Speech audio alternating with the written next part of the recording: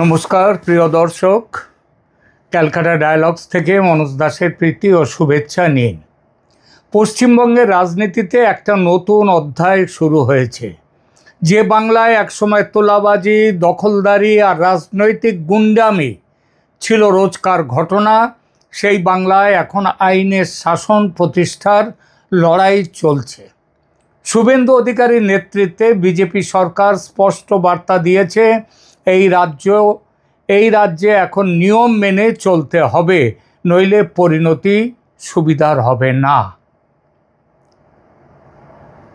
আর এই প্রেক্ষিতেই গতকালের ঘটনা, কংগ্রেস নেতা হুমায়ুন কবির, যিনি কিছুদিন আগে বড় বড় হুঙ্কার দিচ্ছিলেন, আজ তিনি সাংবাদিকদের দেখে পালাচ্ছেন, গলার স্বর নেমে গেছে। কি হলো মাত্র 24 ঘন্টায়, আজ সেটাই বিশ্লেষণ করব। দেখুন, প্রথমে বুঝতে হবে পরিবর্তন কতটা গভীর হয়েছে এই রাজ্যে।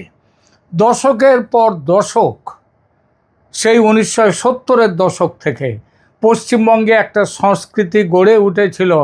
ক্ষমতাসীন দলের ছত্রছায়ায় অবৈধ বস্তি, রাস্তা দখল, রাজনৈতিক পেশি শক্তির প্রদর্শন চলবে, আইন থাকবে কাগজে, বাস্তবে চলতো দলীয় আদেশ। এটা সেই বামফ্রন্টের আমল কেন, তারও আগে 1972-এর সেই সময় থেকে, কংগ্রেসের আমল থেকে শুরু হয়ে গেছে। শুভেন্দু অধিকারীর সরকার ক্ষমতায় এসে এই সংস্কৃতিতেই আঘাত করেছে। একের পর এক সিদ্ধান্ত নেওয়া হচ্ছে যা স্পষ্ট বার্তা দিচ্ছে রাজ্যে আইনের শাসন চলবে, ব্যক্তি বা গোষ্ঠীর বা সম্প্রদায়ের শাসন নয়। ওই দুধেল গাই কালচার পশ্চিমবঙ্গ থেকে সমাপ্ত। রাস্তায় নামাজ পড়া নিষিদ্ধ হয়েছে, কারণ রাস্তায় জনগণের কোনো বিশেষ সম্প্রদায়ের নয়। পার্ক সার্কাসে অবৈধ বস্তি রক্ষার আন্দোলন ভেঙে দিয়েছে পুলিশ। গতকাল পার্ক সার্কাস রেল স্টেশন দখলমুক্ত করা হয়েছে। আর বিধানসভায় পাশ হয়ে গেছে ঐতিহাসিক গুন্ডা দমন বিল। এটা শুধু আইন নয়, এটা একটা দর্শন। রাজ্য চালাবে সংবিধান, রাজনৈতিক গুন্ডারা নয়। আর এই প্রেক্ষিতে রাজ্য যখন এই উত্তরণের জন্য চেষ্টা করছে, তখন হুমায়ুন কবির কী করেছিলেন? হুমায়ুন কবিরের কার্যকলাপ আপনাদের সবাই এখানে জেনে গেছেন এখন সোশ্যাল মিডিয়ার দৌলতে। মুর্শিদাবাদের কংগ্রেস নেতা হুমায়ুন কবির রেজিনগর ও শক্তিনগরে তার দলের সভার আয়োজন করেন। এই সভাগুলো নিছক রাজনৈতিক সমাবেশ ছিল না, কোনো গণসমাবেশও নয়।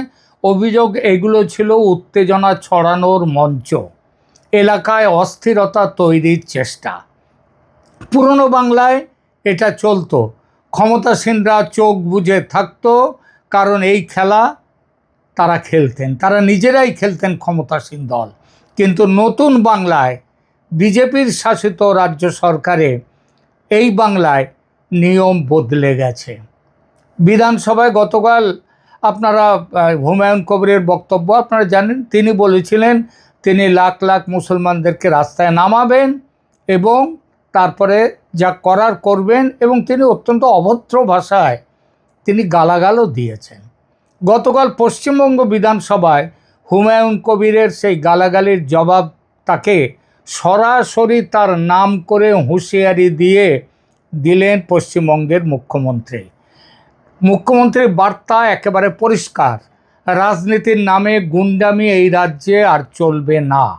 এবং এটা যে শুধু কথার কথা, তা কিন্তু কথার কথায় থেমে থাকেনি, শুধু কথায় থেমে থাকেনি। তিনি গতকালই বলেছেন, আগে প্রথমে হুমায়ুনকে গ্রেপ্তার করার আগে, হুমায়ুনকে ধরার আগে তিনি ধরবেন ওই সভা দুটো কারা করেছিল, যারা আয়োজক ছিল তাদের ধরবেন। এবং সেই বলার সঙ্গে সঙ্গে গতকালই পুলিশ সক্রিয় হয়েছে। রেজিনগর ও শক্তিনগরে হুমায়ুনের সভার আয়োজকদের বেশ কয়েকজনকে গ্রেপ্তার করা হয়েছে।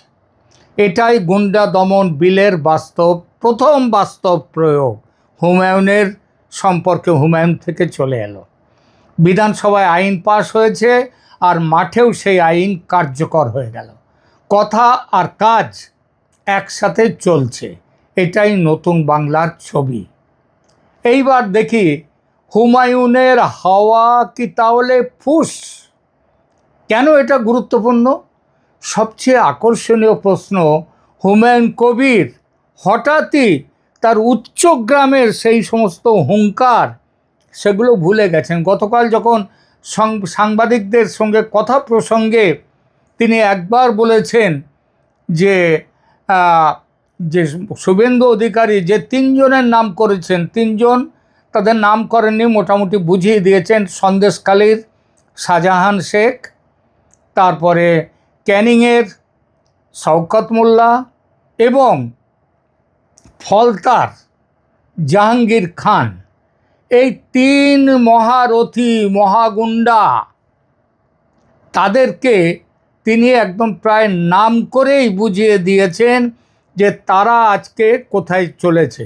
জাহাঙ্গীর খানের কয়েকদিন আগেই ছবি আপনারা দেখেছেন যে তিনি তাকে হাফ প্যান্ট পরিয়ে খালি পায়ে পিচ রাস্তার ওপর দিয়ে হাঁটিয়ে নিয়ে যাচ্ছে, কোমরে দড়ি বেঁধে পুলিশ। মাঝে মাঝে তিনি কান ধরছেন নিজের, আবার মাঝে মাঝে তিনি রাস্তায় উঠবোস করেছেন কান ধরে। ইনি ছিলেন সেই কুখ্যাত বা বিখ্যাত পুষ্পা। বলছেন পুষ্পা ঝুঁকেগা নেই, সেই কথাও গতকাল বিধানসভায় বলেছেন শুভেন্দু অধিকারী। আর সেই কথার পরেই হুমায়ুন কবিরের হাওয়া ফুস। কীরকম? সাংবাদিকদের তিনি বলছেন যে তিনি ওই যে তিনজন শাহজাহান, জাহাঙ্গীর, শওকত মোল্লা, এদের মতো এদের চরিত্রের নন তিনি এদের গোত্রের রাজনীতিবিদ নন। তিনি কোন গোত্রের? তিনি যে কথাগুলো বলেছেন সেই কথাগুলো তিনি নিজে একটু শুনে যদি বলেন যে এটা তিনি ওদের গোত্রের নন, তিনি আলাদা গোত্রের, বলতে পারবেন? আর যদি বলেন যে না আমি ওদের গোত্রের নই, আমি আলাদা গোত্রের, তাহলে বুঝবো যে উনি গুন্ডা বলতে কাকে বোঝায় এবং উত্তেজনা সৃষ্টিকারী বলতে কাকে বোঝায় তিনি জানেন না। তাহলে প্রশ্ন হচ্ছে হঠাৎ কেন হুমায়ুনের হাওয়া ফুস হয়ে গেল, তার গলার তেজ নেমে গেল? একটা জায়গায় সাংবাদিকরা তাকে জিজ্ঞেস করছে, প্রশ্ন করছে, তিনি তার উত্তর না দিয়ে পালিয়েছেন পর্যন্ত। এমন ঘটনাও গতকাল আমরা দেখেছি। কারণটা কি? কারণটা সহজ, পুরনো খেলার নিয়ম বদলে গেছে। আগে সবচেয়ে বড় গুন্ডা যিনি, তিনি ছিলেন ক্ষমতায়, তার নাম মমতা বন্দ্যোপাধ্যায়। গত 15 বছর আগের সরকারের আমলে একটা অলিখিত নিয়ম ছিল, বিরোধীরা মানে হুঙ্কার, বিরোধীরা নয়, দলের যারা রয়েছে তারাই হুঙ্কার দেবে, যারা আইনের শাসন প্রতিষ্ঠা করার কথা যাদের, তারাই হুঙ্কার দেবে, তারাই সমস্ত বদমাইশি করবে, আবার তারাই মামলা করবে, চলে যাবে রাজ্যের টাকা খরচ করে, চলে যাবে দিল্লিতে সুপ্রিম কোর্টে। এই সরকার সেই খেলা খেলছে না। হুমায়ুন এটা বুঝতে পেরেছেন যে তার সভার আয়োজকরা গ্রেপ্তার হয়েছে। পরের পদক্ষেপ কোথায় যাবে শুভেন্দু অধিকারী মুখ্যমন্ত্রী হিসেবে সেটাও স্পষ্ট করে বলে দিয়েছেন। সেটা বোঝার জন্য রাজনৈতিক বিশেষজ্ঞ হতে হয়নি, আর হুমায়ুন এত বোকাও নন। তার বিরুদ্ধে শুধু যে উত্তেজনা ছড়াবার মামলা আছে তা নয়, তার বিরুদ্ধে 100 কোটি টাকা ওই বাবরি মসজিদ তৈরি করার নামে তিনি তুলেছেন বাজার থেকে, এই নিয়ে তার বিরুদ্ধে মামলা রয়েছে, এফআইআর করেছে কিন্তু মুসলিম সম্প্রদায়ের যারা, তারাই। এখন সেই সব মামলাও চলে আসবে। শুধু গুন্ডামি নয়, তিনি 100 মানুষকে ভাঁওতা দিয়ে, মুসলমানদের ভাঁওতা দিয়ে যে 100 কোটির ওপরে টাকা তিনি আদায় করেছেন বাবরি মসজিদ তৈরি করার নামে, সেই ব্যাপারেও তাকে ফাঁসতে হবে। তাই এটা তিনি বুঝে গেছেন যে তিনি তার বড় বড় কথায় আর কাজ হবে না, তাই সাংবাদিক দেখলে পালাচ্ছেন, মাইক এড়িয়ে যাচ্ছেন, গলার জোর হঠাৎ নেমে গেছে। এটাকে বলে কি জানেন? এটাকে বলে ব্লাফ, ধরা পড়া। মঞ্চে দাপট দেখানো সহজ, কিন্তু যখন প্রশাসন সত্যিই নামে তখন অনেকেরই বুকের হাওয়া ফুস হয়ে যায়, ফুসপা। দেখুন, পশ্চিমবঙ্গে এখন পরিবর্তনের এই ধারা এসে গেছে, আমূল পরিবর্তন। এই পুরো ঘটনাকে বিচ্ছিন্নভাবে দেখলে হবে না। পার্ক সার্কাস রেল স্টেশনকে দখলমুক্ত করা, রাস্তায় নামাজ বন্ধ করা, অবৈধ বস্তি গুলশান কলোনি উচ্ছেদ করা, এইসব গুন্ডা দমন বিল পাশ করা, আর এখন হুমায়ুন কবিরের সভার আয়োজকদের গ্রেপ্তার করা, এগুলো আলাদা ঘটনা নয়। যারা একদিন ওয়াকফ অ্যাক্টের বিরুদ্ধে, সিএ এর বিরুদ্ধে সারা পশ্চিমবাংলা জুড়ে আগুন লাগিয়েছিল মমতা বন্দ্যোপাধ্যায়ের উস্কানিতে, সেই দিন আর নেই। এগুলো আজকে যেটা হচ্ছে, এগুলো একটাই নীতির বিভিন্ন প্রকাশ। সেই নীতি হলো, পশ্চিমবঙ্গে এখন থেকে ধর্ম দেখে আইন তৈরি হবে না। আইন সবার জন্য সমান, কোনো ধর্ম, কোনো দল, কোনো নেতা, এর জন্যে আলাদা কোনো নিয়ম নেই। এটা সহজ কাজ নয়। দশকের পর দশক যে সংস্কৃতি আমদানি হয়েছে পশ্চিমবঙ্গে, পশ্চিমবাংলাকে ধ্বংসের পথে নিয়ে গেছে, শ্মশানে চিতায় তুলে দেওয়ার ব্যবস্থা করেছে পশ্চিমবঙ্গকে, তার জন্যে তাকে সেগুলো পাল্টাতে গেলে প্রতিরোধ আসে। হুমায়ুন কবিরের মতো নেতারা এই প্রতিরোধের প্রতিনিধিত্ব করছেন। মুসলমানদের সাম্প্রদায়িক সেন্টিমেন্ট জাগিয়ে তুলে রাজ্যে গোলমাল সৃষ্টি করার চেষ্টা করছেন।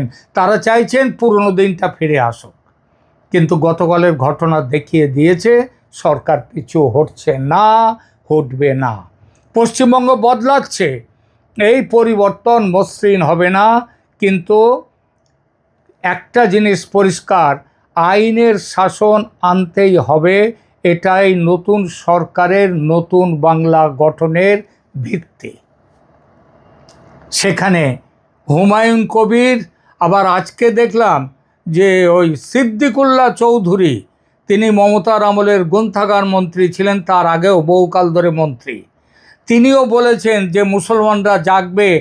50টা পশ্চিমবাংলা, কলকাতাকে ঘিরে 50টা জায়গায় 5 লাখ করে মুসলমানদেরকে তিনি নিয়ে এসে বসাবার চেষ্টা করে দেখুন সিদ্দিকুল্লাহ চৌধুরী। আসলে মুসলিম ভোট ব্যাংকটা কে দখল করবে, সেইটা নিয়ে এখন মুসলমান নেতাদের মধ্যে কামড়াকামড়ি শুরু হয়ে গেছে। একটা কামড়াকামড়ি করেছে ওই হুমায়ুন কবির, আবার সিদ্দিকুল্লাহ চৌধুরী বাজারে নেমেছে। এবং এদের দুজনকেই, যখন বিশেষ করে হুমায়ুনকে যদি একটু ভালো রকম মেডিসিন দেওয়া যাবেই, আর সেটা দেয়া হলেই সবাই চুপসে যাবে, চুপসে গেছেও ইতিমধ্যে। সুতরাং এই সরকারের কাছে ধানাই পানাই করে কোনো লাভ হবে না। আজকের মতো এখানেই শেষ করছি। ভিডিওটা ভালো লাগলে লাইক করুন, শেয়ার করুন, ক্যালকাটা ডায়ালগসের সাথে থাকুন, কারণ বাংলার রাজনীতি বোঝার জন্য আমরা আপনাদের একজন বিশ্বস্ত সঙ্গী। এখানেই শেষ করছি। ধন্যবাদ।